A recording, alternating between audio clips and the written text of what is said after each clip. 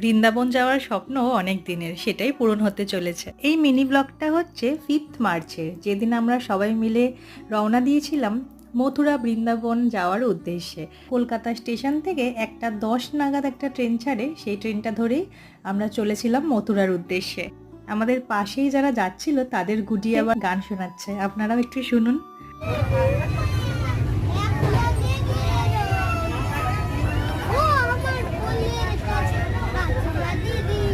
স্টেশনের একদম পাশে 5 মিনিটের দূরত্বেই ছিল আমাদের হোটেল মথুরায়। আর রুমে ঢোকা মাত্রই এই দৃশ্য। আরে পাপড় খাচ্ছে, পাপড়।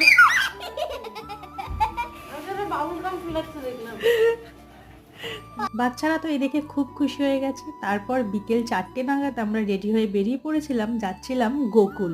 গোকুল ধামে গিয়ে আমরা কি কি দেখলাম, কোথায় কোথায় ঘুরলাম, সবটা শেয়ার করছি নেক্সট মিনি ব্লগে। বাই।